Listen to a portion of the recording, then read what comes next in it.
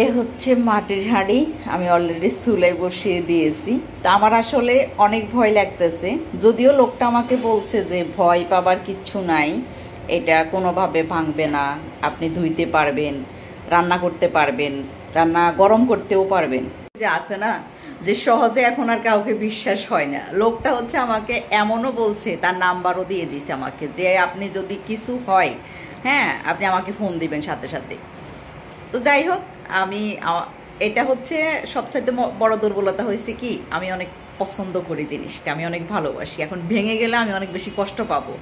তো সকালে যখন জিনিসটা মানে হচ্ছে তরকারিটা আমি গরম করব, আমি এই তরকারিটা কিন্তু কোনো বাটিতেও ঢালিনি, আমি সোজাই পাতিল সহ টেবিলে নিয়ে গেছি আর এভাবেই খাইছি। আমার কাছে অনেক জিনিসটা দেখতেই ভালো লাগতেছে। তো আমি আবার এটা ফ্রিজও রেখে দিয়েছি মাংস সহ।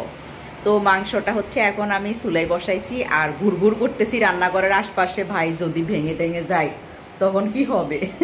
আজকে অবশ্যই এটা ঢাকনাটা নিয়ে আসবে ওই লোকটা আমার জন্য। তো উনি ঢাকনাটা আমাকে দিতে পারে নাই বলে হাঁড়ির টাকাটাও পর্যন্ত নেয় নাই, বলছে যে আমি ঢাকনা নিয়ে গেলে তখন আপনি টাকা দিয়ে দিবেন। তা আমি অবশ্য অনেক চেষ্টা করছি টাকা দেওয়ার জন্য, উনি টাকা নিচ্ছে না। আবার এখানে একটা কারণও আছে, আমি বলছি আমি আরো একটা দুইটা হাঁড়ি নেব, মানে হচ্ছে ভাতের হাঁড়িটাও আমি নেব, আমি ভাতও রান্না করব মাটির হাঁড়িতে। তো আগেকার দিনের মানুষ নাকি মাটির হাঁড়িতে সব রান্না করতো, সেই স্বাদ পূর্ণ করি, ওই যে বলে না দুধের স্বাদ ঘোলে মেটানো, সেটা করার চেষ্টা করতেছি। যাই হোক, এই দেখেন, সবাই দোয়া করবেন যাতে হাঁড়িটা এরকমই থাকে, না ভাঙে। তরকারিটা একটু দেখাই কি অবস্থা। এই যে গরম হয়ে গেছে প্রায়, আর একটু বাকি আছে।